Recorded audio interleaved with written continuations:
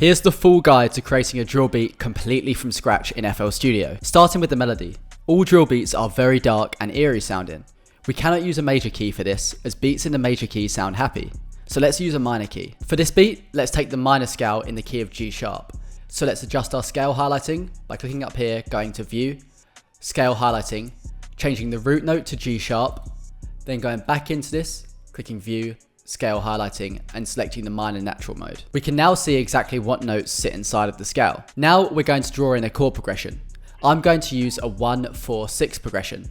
This is the perfect progression for a drill beat as it only contains minor chords. So every single chord we play will have a dark sound to it. To draw in these chords, we'll simply take the root notes G sharp, which is the first, C sharp, which is the fourth, and D sharp, which is the fifth note in the scale. I'm then going to shift the C sharp and D sharp down an octave. Now let's draw in the triad chord by adding the root note, skipping a note in the scale, adding a note, skipping a note in the scale, and adding another note. We can then repeat this for all of these chords. Here, we're now going to pitch these notes down an octave.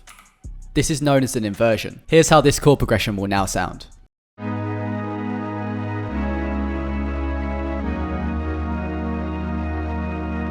This clearly isn't particularly interesting on its own, so let's add some other sounds to fill it out. Here we'll copy the chords across and paste them into another synth. Here we've taken the Omnisphere synth and added a strings preset. Here's how this sounds.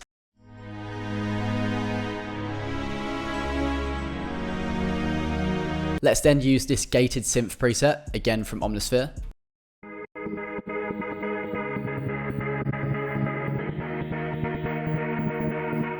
And finally, let's create a top line melody using a horn. We can use any notes in the scale to create this melody.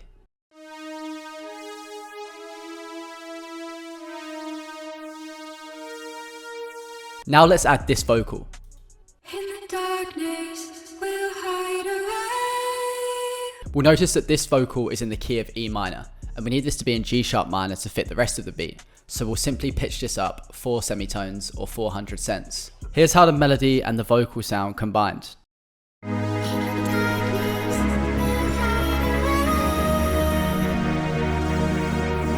Our melody is now finished. However, for simplicity, I'm going to render these as audio clips. The first audio clip is going to contain the entire melody. The next audio clip for the verse will just be the pad and the string. Then we'll add the gated synth. And finally, we'll bring the horn back in. Now it's time to really turn this into a drill beat. We'll start here by adding our drums. Drill beats have a slightly different drum pattern to hip hop. For drill, the snare hits on the 3rd and the 8th beat. This is different to hip hop, where the snare would hit on the 3rd and the 7th beat. Here's how the snare pattern sounds with the metronome on, so you can hear that the second snare hits slightly differently.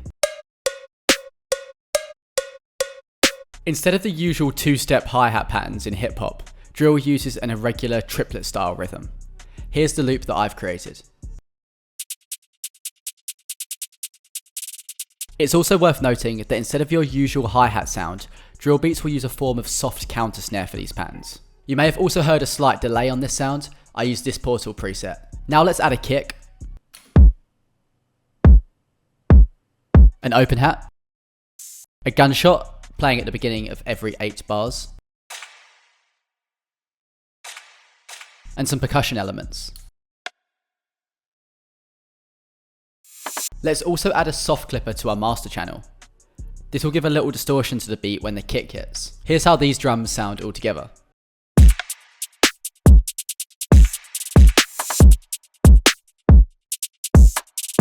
Now finally, the most important part, the 808. We're going to follow the root notes of the chords for this 808 bass line. We're also going to select a long tail drill 808 rather than the shorter hip hop spins or Z808. We can then crossfade this so that the 808 holds its volume. We're also going to leave gaps in our 808s for variation.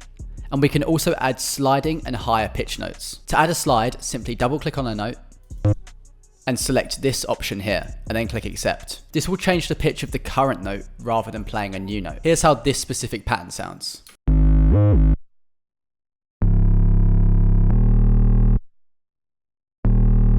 Now if we combine this with the drums, here's how it sounds.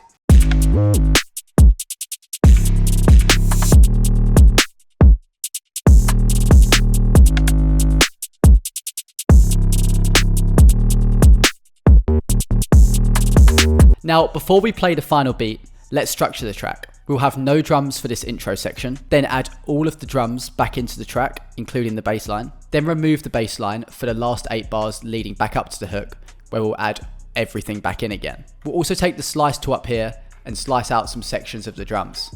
This again just adds variation to the beat. Finally, we can add some transition effects between the verses and the hook, and also our tag, but this isn't completely necessary. Here's how the final track sounds.